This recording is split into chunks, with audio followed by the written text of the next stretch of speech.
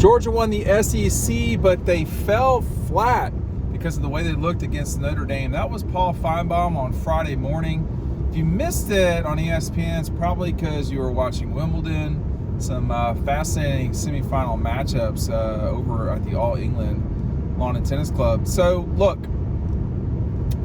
I think he's capturing a lot of what's going on out there in the world in terms of the criticism of Georgia in 2024 at the end of the season. And he went on to say some stuff about Gunner and Kirby and so forth. I'm going to get in those in different videos. But this is what we felt. This is what we, Paul has the pulse of the conference. We have the pulse of Georgia.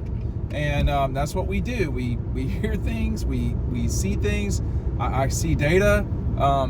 And there's definitely been a deep breath of sorts after that close to the season. I mean, if you forget what it was like at the end of 2024,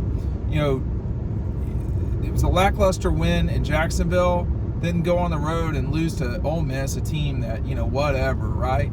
They come back and they have a good win over Tennessee. It was solid. But then the 8 overtime, whatever that was with Georgia Tech, probably the best game in that history of that series. But it was an exhausting end of the season. You win the SEC championship, but you lose your quarterback. I mean, I wonder if Georgia had to do it all over again, would they rather have lost that game to Texas and go on with Carson Beck, a guy that, could have given them some firepower in the playoff? Would they have done that? I'm not sure. I don't know, because Carson was going to leave no matter what after 2024. And, Gunner Stockton knows now what it's like to rally a team from behind, to go into a college football playoff game. Paul called him serviceable. I think that's underdoing it, to be honest with you. I think that Gunner Stockton, if you watch him play, he's not a serviceable quarterback. He's a good quarterback. I don't know that he's elite. Serviceable would be Hudson Mason, or I wouldn't call Grayson Lambert serviceable, but I would say that you need quarterbacks to make plays. Gunner Stockton makes plays. So Paul's beating that drum for me a little bit too much, but he's right about the entire dynamic of where Georgia's at right now, sort of emotionally and so forth. We're talking about this a lot on the site. We've got a great deal for you. Speaking of Gunner Stockton, he's on the cover of our 2025 preview, and right now you can get this preview and 3 months of Dawg Post. If you've never had Dawg Post before, try it today. You're getting 3 months of Dawg Post for the $15 total. You get all of that for the price of the magazine alone. Okay, so make sure that you're signing up. I want to put the link down below. I'm not really great at flipping this as I drive. I'm not going to really do that. So make sure you're checking it out. And these get mailed out pretty quick from the time that you order it, now that I've got the magazines. So again, last time, 3 months and the magazine for the price of just the magazine alone. The link is right down below. I think it's being overdone. I think the Gunner thing's being overdone. I do think it is accurate that that Georgia had a conclusion to the season that was unenviable. And when you think about a missed block leads to a turnover, and a good play by the Notre Dame defender putting his hat on the ball, sure. That took away points from Georgia. Then you're going into the half.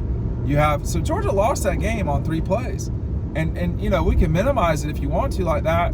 That's football. Like, you got to win as many plays as you can, and Georgia won plenty of those games against Notre Dame. Go back and watch the game. They lost 3 catastrophic plays. You can't have that.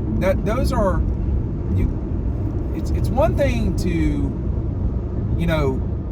allow a non-offensive touchdown. It's another to have a turnover go against you and you're sacrificing at minimum 3 points, probably 7 at that stage. And it's another to sacrifice 7 points pretty much like that. I mean, you're talking about at minimum a 17-point swing against you. And when you lose the game by the score they did, that 17 points matters a lot. Notre Dame just wasn't doing anything offensively, because the Georgia defense, for what it was in 24, which was pretty good but not elite, they just, they did all they could do considering the situation. They weren't even on the field for one of those touchdowns. The other touchdown, Notre Dame I'm not aware that they drove the field and scored. They took it in from the 10-yard line. Texas did that to Georgia. So it's all this,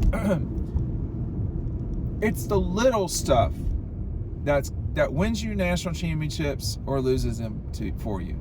And, you know, I want to say this real quick because I've had a lot of really important coaches in my life. Norman Wilkerson, Jack Waters, Dan Schmatzer, Jerry Josie, you know, and people I'm not even mentioning, Chris Buster. Y'all know who you are. John Wooden taught his guys how to tie their shoes. There's no detail that should be left on a whim. And every little thing adds up for you or against you. It matters so much consistently and all the time. When you start talking about that particular game, Notre Dame, that can happen to Georgia again in 2025. You know, I think the difference is, whereas in years gone by, 3 plays would not have been enough to cost Georgia a game, say in 21, 22, and even 23, although in 23 against Alabama it did. In 24, that was enough to cost Georgia a game. When you think about the Alabama game, did they lose on 3 plays? They probably lost on 1 play, I would say. Okay? When you think about, you know, the Ole Miss game, they just got beat, period. They were not, you know, they just didn't play well, couldn't do the basics, and that's what's going to have to change for this team to get where they got to go. The problem for everybody else, and for as much as we're going to talk about Arch Manning, as much as we're going to talk about, you know, really Arch more than anybody, you know, you got to have a full team. They got to be ready to go at all times. If you're not ready, like, your quarterback isn't going to save you. I think 2024 proves that. Carson Beck alone, who was coming into the season as the #1 overall draft pick, that was the prospect. That's what the guy's playing again. This is how bad we get it in the summer. Not me, but a lot of people. We, as in the people in the press, fans, conventional wisdom, we don't know what 2025 is going to be like. I know I have no idea. There's no telling what it will be like for Arch. There's no telling. For all of the discussion of Texas and the huge matchup with Ohio State coming up to open the season, for all of that, for all of this, that, and the other, as tricky as 2024 was for Georgia, they still won the league with probably not the best team in the league. It was probably Texas. I don't know. But that should give Georgia fans confidence about 2025. If all of the little stuff worked for you twice in monumental matchups against the #1 and the #2 team in the country, it probably will work moving forward with better overall play. Carson did not have the type of 24 that I expected him to have. He also did not have the type of 24 that Gunner could have if Gunner just doesn't make the mistakes that Carson made. What mistake did Gunner Stockton make in the Sugar Bowl? That he didn't see his blind side, I guess? I mean, like, I think that's kind of pushing it. LSU game, the interception was unacceptable. So